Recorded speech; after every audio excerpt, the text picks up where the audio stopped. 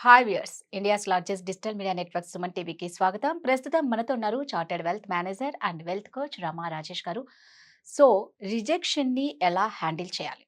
అంటే ఎవరన్నా మనల్ని రిజెక్ట్ చేశారు అంటే ఫర్ ఎగ్జాంపుల్ మనం దానికి డిప్రెషన్‌లోకి వెళ్ళిపోయి, మనం బాధపడి మన చుట్టూ ఉన్న ఫ్యామిలీ మెంబర్స్‌ని బాధ పెట్టకుండా మనం దాన్ని ధైర్యంగా ఎలా పోరాడాలి?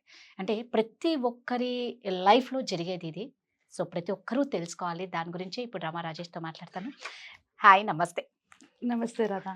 సో, ఇందాక మాట్లాడుకున్నట్లు ఈ రిజెక్ట్ చేసుకోబడడం అనేది ప్రతి ఒక్కరికి ఏదో ఒక విషయంలో ఉంటుంది రమ్మ.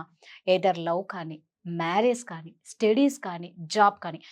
ఇది లేకుండా ఏ లైఫ్ ఎవ్వరిది ఎండ్ అవ్వదు. రైట్. బట్ ఈ రిజెక్షన్‌ని ఎలా హ్యాండిల్ చేయాలి అనేది చాలా మందికి తెలియక ప్రాబ్లమ్స్‌లో మునిగి తేలుతూ ఉంటారు. ఫస్ట్ దీన్ని ఎలా హ్యాండిల్ చేయాలి? ఇది చాలా మంది ఫేస్ చేస్తుంటారు. ఇన్‌ఫాక్ట్ ఎవ్రీబడీ ప్రతి ఒక్కళ్ళు కూడా ఏదో ఒక పాయింట్‌లో రిజెక్షన్‌ని ఫేస్ చేస్తారు. సో, ఈరోజు మనం బేసికల్‌గా హ్మ్. First time rejection face okay. చేసినప్పుడు ఎట్లా హ్యాండిల్ చేయాలి అని తెలుసుకుందాం. అందులో కూడా ఫస్ట్ టైమ్ ఇంటర్వ్యూలో రిజెక్ట్ అయినా, యెస్. లేకపోతే ఫస్ట్ టైమ్ లవ్‌లో రిజెక్ట్ అయినా ఇవి చాలా పెయిన్ ఒస్తాయి. మిగిలిన వాటితో పోల్చుకుంటే హ్మ్. ఫస్ట్ టైమ్ రిజెక్షన్ హ్యాండిల్ చేయడం చాలా డిఫికల్ట్ అవుతది. హ్మ్. సో, ఎక్కువ పెయిన్‌ఫుల్ లవ్ రిజెక్షన్ కాబట్టి నేను దాని గురించి మాట్లాడతాను ఓకే. ఇవాళ. అండ్ వాటెవర్ నేనిక్కడ ఏం చెప్తున్నానో ఇవన్నిటికి అప్లికేబుల్ అవుతాయి. అది. సో, రిజెక్షన్ అనేటప్పటికి ఫస్ట్ మనకొచ్చిందేంటంటే, వాళ్ళు మనని కన్సిడర్ చేయలేదు. ఎవరైనా లవ్‌లో తీసుకుందాం. నేనెవరికైనా ప్రపోజ్ చేశాను. వాళ్ళు నన్ను యాక్సెప్ట్ చేయలేదన్నప్పుడు నాకు ఫస్ట్ ఫీలింగ్ ఏంటి? నేను బాగలేనేమో, నేను వర్తీ కాదేమో, నేను హ్మ్. లావుగా ఉన్నానేమో, నేను తెల్లగా ఉన్నాను, నల్లగా ఉన్నాను. సో, ఏదో ఒక క్వాలిటీస్ మనలో లేనివి, ఉన్నవి అవి ఎక్కువగా ఊహించుకుంటారు. అది ఊహించుకొని వాళ్ళు దాన్ని ఇంకా ఇంకా దాని పైన ఫోకస్ చేసి ఫస్ట్ వాళ్ళని వాళ్ళు యాక్సెప్ట్ చేయరు. కరెక్ట్. వాళ్ళని వాళ్ళు రిజెక్ట్ చేసేస్తారనమాట. నేను కరెక్ట్ కాదు. నేను ఇలా ఎందుకు పుట్టాను? అండ్ దెన్ స్లోలీ దాన్ని ఒక ఫ్రస్ట్రేషన్‌లోకి అండ్ హ్మ్. స్ట్రెస్‌లోకి వెళ్ళిపోతుంది. సో, మోస్ట్ ఇంపార్టెంట్ ఇక్కడ మనం గుర్తుపెట్టుకోవాల్సింది రిజెక్షన్‌కి first and most important is your rejection అన్నది నీకొక ప్రొటెక్షన్ లాంటిది. Oh! Protection from a god. నేనెందుకో ఎక్స్‌ప్లెయిన్ చేస్తాను ఇన్ డీటెయిల్డ్‌గా. బట్ ఈ పాయింట్ గుర్తుపెట్టుకోవాలి. Rejection is a protection from god. Hmm. For example ఎవరైనా రిజెక్ట్ చేసే ముందు ఈ లవ్ గాని ఏదైనా రిజెక్ట్ చేసే ముందు హ్మ్. 4 వేస్‌లో వాళ్ళకి నీకు చూపిస్తారు. నేను రిజెక్ట్ చేస్తున్నాను అన్నట్టుగా. హ్మ్. 4 డిఫరెంట్ వేస్‌లో వాళ్ళు బిహేవ్ చేస్తారు. నీకు ఆ బిహేవియర్ బట్టే అర్థమైపోద్ది. వీళ్ళు రిజెక్ట్ చేయడానికి రెడీగా ఉన్నారు ఆర్ వీళ్ళు రిజెక్ట్ చేస్తారు అనేసి. అయినా కూడా మనం మనసు ఒప్పుకోదు. బికాజ్ ఎమోషనల్లీ వాళ్ళ మీద ఇన్వెస్ట్ చేసేస్తాం మనం. ఎమోషనల్లీ వాళ్ళకి కనెక్ట్ యెస్. అయిపోతాం. దానివల్ల వాళ్ళకి ఇదవ్వలేక వాళ్ళేంటంటే ఆహ్, రిజెక్షన్‌ని యాక్సెప్ట్ చేయలేకపోతారు. So, correct. ఈ ఫస్ట్ 4 వేస్ ఏంటో తెలుసుకుందాం. హ్మ్. సో, ఫస్ట్ థింగ్ రిజెక్షన్ ముందు వాళ్ళేం చేస్తారంటే, వాళ్ళు యూజ్ చేసుకుంటారు బాగా. హ్మ్. నిన్ను ఖచ్చితంగా అంటే వీడు ఎట్లాగో నన్ను వినట్లేదు, నన్ను విసిగిస్తున్నాడు అని they will start using you. Use చేసుకుంటారు. అయిన దానికి నాకది కావాలి తీసుకురా, నాకు డబ్బులు కావాలి ఇవ్వు. ఇట్లా ప్రతి దానికి నిన్ను బాగా యూజ్ చేసుకుంటారు. ఓకే. ఇది నోటీస్ చేయరు. వీళ్ళేమనుకుంటారు లవ్ చేస్తున్నారనుకుంటారు. హ్మ్. వాళ్ళేం చేస్తున్నారు? నిన్ను యూజ్ చేసుకుంటున్నారు. ఆ డిఫరెన్స్ తెలుసుకోలేరు. సెకండ్ థింగ్ ఇన్సల్ట్ చేస్తారు. ఓహ్! అందరి ముందు ఇన్సల్ట్ చేస్తారు. తక్కువ చేసి మాట్లాడతారు. హ్మ్. ఎలా వదిలించుకోవాలో తెలియట్లేదు. వాళ్ళేం చేస్తారు? సో, తక్కువ చేసి మాట్లాడతారు. హ్మ్. సో, తక్కువగా ట్రీట్ చేయడం, అందరి ముందు నిన్ను కామెంట్ చేయడం ఆర్ ఏదైనా అని హర్ట్ చేయడం ఇలాంటివి చేస్తా ఉంటారు. థర్డ్ స్టేజ్‌కొచ్చేటప్పటికి అబద్ధాలు చెప్తూ ఉంటారు. వాళ్ళు బిజీగా లేకపోయినా నేను బిజీగానే ఓకే. ఉన్నాను. నేనిలా ఉన్నాను. ఆర్ నేను తర్వాత మాట్లాడతాను. నాకు ఒంట్లో బాలేదు. ఇలా అబద్ధాలు చెప్పడం స్టార్ట్ చేస్తారు. హ్మ్. సో, ఇక్కడ ఏం చేస్తున్నారు వాళ్ళు? ఫస్ట్ నేను యూజ్ చేసుకుంటున్నాను. నువ్వు అర్థం చేసుకోవట్లేదు. అయినా గూడా వాళ్ళు నెక్స్ట్ ఏం చేస్తున్నారు? నిన్ను ఇన్సల్ట్ చేస్తున్నారు. అయినా రైట్. నువ్వు వాళ్ళ వెంట పడుతున్నావు. థర్డ్ స్టేజ్‌కొచ్చేటప్పటికి ఇంకా అబద్ధాలు చెప్పడం స్టార్ట్ చేశారు. హ్మ్. ఇంకెన్ని అబద్ధాలంటే అన్ని అబద్ధాలు. ఇది నాకు కరెక్ట్ కాదు అట్లా. ఇంకా లాస్ట్ స్టేజ్‌కొచ్చేటప్పటికి ఇగ్నోర్ చేస్తారనమాట. నువ్వు ఒకళ్ళు ఉన్నావని కూడా పట్టించుకోరు. వీళ్ళకి సడెన్‌గా ఇదేంటి ఇంతవరకు బానే ఉన్నారు హ్మ్. గదా! సడెన్‌గా ఏమైంది అని అనుకుంటారు. ఇది దీని తర్వాత దే విల్ టెల్ యూ. నేను రిజెక్ట్ చేసిన. నాకిష్టం లేదని అక్కడ చెప్తారు వాళ్ళు. సో, ఈ ప్రాసెస్ అంతా అయిన తర్వాత నీకేం అర్థమైంది? వాళ్ళు నిన్నెంత తక్కువగా వాల్యూ అవును. చేస్తున్నారు. నీ వాల్యూని కంప్లీట్‌లీ డిగ్రేడ్ చేసేసారు వాళ్ళు. కరెక్ట్. సో, అలాంటి వాళ్ళతోని నువ్వు వాళ్ళ వెంటే పడి నేను ఫ్యూచర్‌లో నేను వాళ్ళతోనే ఉంటాను అని అనుకుంటే ఫ్యూచర్ అంతా ఎలా ఉంటది నీది? హౌ హారబుల్ నీ లైఫ్. నిన్ను యూజ్ చేసుకోవడమే కాకుండా నిన్ను నిజం. విపరీతంగా ఇన్సల్ట్ చేసి, అందరి ముందు నవ్వుల పాలు చేస్తుంటే నీ లైఫ్ ఎంత హారబుల్‌గా ఉంటది. సో, వాళ్ళు ఇప్పుడు రిజెక్ట్ చేయడం ఎంత పెద్ద ప్రొటెక్షన్ నీకు. రైట్. ఇట్ ఈస్ బెటర్ ఇప్పుడే నువ్వు బయటికి వెళ్ళిపోవడం కష్టమే, ఈజీ అని నేను చెప్పను. బట్ ఇదే టైం నువ్వు అర్థం చేసుకోవాల్సింది ఏంటంటే this person is not for me, వీళ్ళు నాకు కాదు అని నువ్వు ఎప్పుడైతే అర్థం చేసుకోగలిగావో ఇక్కడి నుంచి బయటపడడం సులువు అవుతుంది.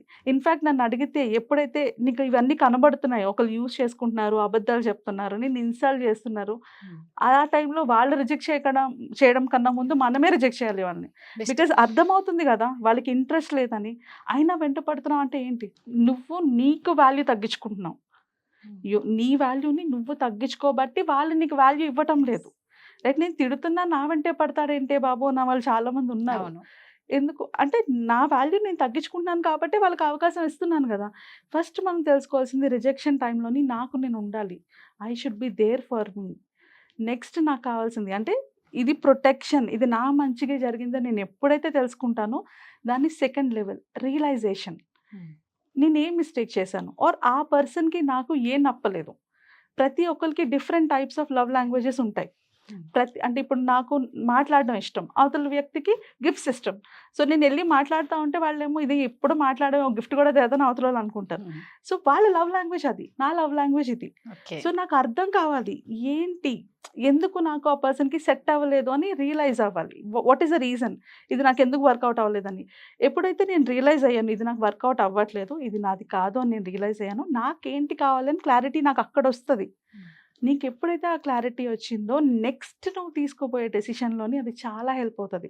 ఇట్ విల్ గివ్ యూ అంటే ఇప్పుడు ఫస్ట్ ఇంటర్వ్యూలోని నా ఎగ్జాంపులే చెప్తాను. నేను నా ఫస్ట్ జాబ్ని క్రాక్ చేయడానికి ముందు నేను 14 రిజెక్షన్స్ని ఫేస్ చేశాను ఇంటర్వ్యూస్లోని.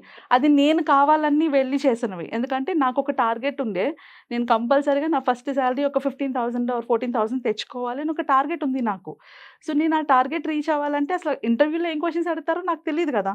సో ప్రతి ఇంటర్వ్యూకి వెళ్ళడం, అందులో ఆ ఇంటర్వ్యూలో రిజెక్ట్ అవ్వగానే అక్కడ నేను ఏం నేర్చుకోవాలని తెలుసుకోవడం, ఇలా నేను చేశాను.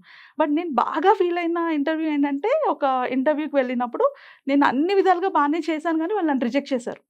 అది నేను యాక్సెప్ట్ చేయలేకపోయాను. బికాజ్ నేను బాగా ప్రిపేర్ అయ్యాను, నేను బాగా ఇది అయ్యి వెళ్ళాను కదా, నేను దాన్ని యాక్సెప్ట్ చేయలేకపోయాను. కానీ ఆ తర్వాత నేను ఇంకా స్ట్రాంగ్ అంటే ఇంకా బెటర్గా ప్రిపేర్ అయ్యి ఇంకా బెటర్ శాలరీ వచ్చేదానికి వెళ్ళాలని ఒక 1 ఇయర్ తర్వాత నాకు తెలిసింది ఏంటి అంటే ఈ కంపెనీని కంప్లీట్గా ఎత్తేసారు. సత్యం కంప్యూటర్స్ ఆ ఇంటర్వ్యూకి నేను వెళ్ళినప్పుడు ఇది జరిగింది. సో నాకు ఆ టైంలో చాలా పెయిన్ఫుల్ అది ఒక రిజెక్షన్ రావడం. కానీ ఫ్యూచర్లో చూసుకుంటే అది నాకు ఒక ప్రొటెక్షనే కదా. ఆ పర్టికులర్ కంపెనీలో నేను ఉన్నట్టు నా జాబ్ పోయిండేదేమో, లేకపోతే నాకు శాలరీ తగ్గిపోయేదేమో, ఇంకేమైనా ఆప్షన్స్ అయ్యేవి కదా. సో నన్ను అక్కడి నుంచి నేను ప్రొటెక్ట్ అయ్యాను కాబట్టే కదా నేను వేరే కంపెనీకి వెళ్ళగలిగాను. సిమిలర్లీ మ్యారేజ్ విషయంలో కూడా నాకు ఇదే జరిగింది. నాకు ఆల్మోస్ట్ ఒక 15 to 18 రిజెక్షన్స్ అనమాట. అంటే నేను రిజెక్ట్ చేసిన కొన్ని, నన్ను రిజెక్ట్ చేసిన కొన్ని. బట్ వీటన్నిటిలోంచి నేను తెలుసుకున్నది ఏంటి అంటే నాకు ఎలాంటి హస్బెండ్ కావాలి, ఆ క్లారిటీ నాకు ఆ రిజెక్షన్స్ నుంచి వచ్చాయి. లిటరలీ నేను మ్యారేజ్ చేసుకునే టైంకి నేను ఒక 10 పాయింట్స్ రాసుకున్నాను, నా హస్బెండ్లో ఈ క్వాలిటీస్ ఉండాలి అని. అందులో 9 మ్యాచ్ అయిన హస్బెండే నాకు వచ్చారు. ఎందుకు జరిగింది, నేను ఎక్కడైతే రిజెక్షన్ని అది నాకు ఒక ప్రొటెక్షన్ కింద అనుకొని తర్వాత రియలైజ్ అయ్యి దాని నుంచి ఒక క్లారిటీ తెచ్చుకోవడం వల్ల. సో ఇది ఒక process. But at the same time rejection is a painful thing. ఇంత ఈజీగా జరిగిపోతుంది అని నేను అన్నాను. కానీ నీకు 2 చాయిసెస్ ఉంటాయి. ప్రతి సిచ్యువేషన్లో కూడా ప్రతి ఒక్కరికి 2 చాయిసెస్ ఉంటాయి. ఒకటి ఇక్కడి నుంచి నేను ఏం చేస్తే నేను బాగుంటాను, లేదా ఇక్కడి నుంచి దీన్నే ఫీల్ అయ్యి నేను బాగుపడకూడదు. నేను ఇక్కడ ఉన్నాను, నాకైతే పైకి ఎక్కడానికి ఛాన్స్ ఉంది, కింద పడిపోవడానికి ఛాన్స్ ఉంది. ఇక్కడ ఈ రిజెక్షన్లో నేను చూస్ చేసుకున్న చాయిస్ బట్టి నా లైఫ్ అంతా డిపెండ్ అవుతుంది. సో అక్కడ 2 days 3 days ఏడ్చేసాయి, but get over with it. మొత్తంగా వదిలేయాలి. ఎంత బాధ అయితే అంత బాధ అనిపించి తిడతావా, వెళ్ళి ఫోన్ చేసి తిట్టే అయిపోయింది ఎండ్ అంతే. అప్పుడు ఏం జరుగుతుందంటే మోస్ట్ ఆఫ్ ద టైం మనం ఆ రిజెక్షన్ని ఎప్పుడైతే అప్పటికప్పుడు క్లియర్ చేసుకుంటామో నీ ఫోకస్ నెక్స్ట్ లెవెల్కి షిఫ్ట్ అవుతుంది, నీకు ఒక క్లారిటీ వస్తుంది. ఈ క్లారిటీ నీకు ఫ్యూచర్లో చాలా హెల్ప్ అవుతుంది.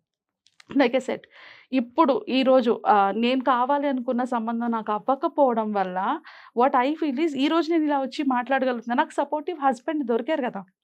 ఒక సపోర్టివ్ హస్బెండ్ దొరికారు, ఒక సపోర్టివ్ ఫ్యామిలీ దొరికింది. సో ఆ రోజు అది పెయిన్ఫుల్లే, బట్ ఈ రోజు అంటే నేను ఎంతో ఐ ఫీల్ సో థ్యాంక్ఫుల్ దేవుడికి అసలు చెప్పుకుంటుంటాను వాడు థ్యాంక్ యూ నాకు అది జరగలేదు ఇప్పుడు నేను ఇలా ఉండగలిగాను అనేసి. ఎంతమందికి దొరుకుతారు ఒక హస్బెండ్ రైట్. సపోర్ట్ చేసి నేను చూసుకుంటాను నువ్వు వెళ్ళు నువ్వు మాట్లాడు నువ్వు సక్సెస్ఫుల్ అవ్వని ఎంతమంది ఉంటారు.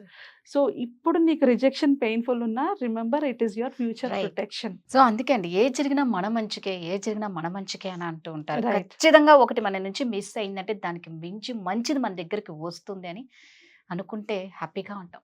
Thank you. Thank you.